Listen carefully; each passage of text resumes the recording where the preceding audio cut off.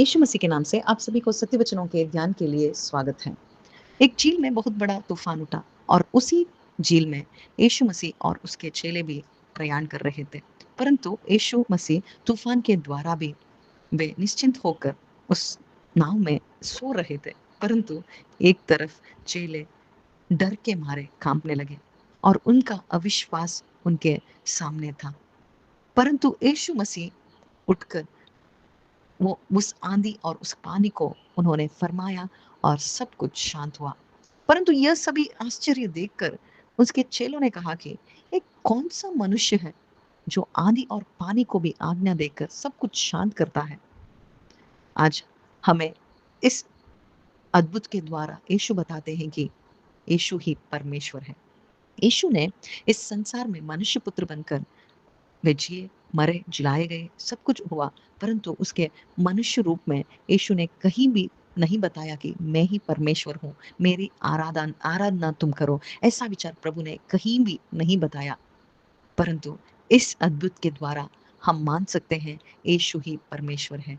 यीशु के वचन ही जीवित हैं, क्योंकि वचन के द्वारा उन्होंने सृष्टि को बनाया और उसी सृष्टि ने यीशु के वचन के द्वारा उस वचन को मानकर सब कुछ शांत हुआ। और यीशु ही वचन है, वचन ही यीशु है और वचन ही मांस बनकर, मनुष्य बनकर हमारे लिए इस संसार में आए और हमारे लिए ही जिलाए गए। हमारे लिए उन्होंने सब कुछ मनुष्य रूप में सब कुछ किया, क्योंकि हम सभी पापी हैं, परंतु हमारा पाप निकालने वाला इस संसार में कोई नहीं, परंतु यीशु मसीह ही एक मनुष्य पुत्र बनकर इस संसार में आए। आज यीशु मसीह के साथ हम भी उस नाव में हैं, परंतु इस झील में, इस संसार के झील में बहुत सारे आंधियाँ उठेंगी, परंतु यीशु मसीह के साथ जो कोई भी प्रयाण करता है, उस अनंत जीवन के लिए उस भरोसे में प्रयाण करता है, कौन-सा भी आंधी हो, यीशु उन्हें शांत करेगा।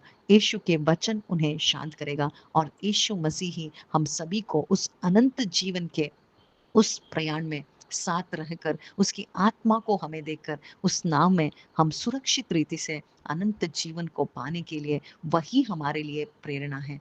आज हम इस यीशु के संबंध में विश्वास में रहें, अल्प विश्वास नहीं, परंतु यीशु मसीह ही मेरा रक्षक है, यीशु मसीह ही मेरा प्रभु। ऐसा विश्वास को रखकर यीशु मसीह को उस अनंत जीवन के लिए जब हम देखते हैं, ये अनंत जीवन के लिए ही उन्हें हम अवलंबित रहेंगे, तब यीशु मसीह हमारे साथ रहकर इस मसीह जीवन में हमें इस आंधियों के साथ भी हमें शांत रहकर प्रभु की इच्छा करने पर हमें प्रेरित करेंगे। आमीन।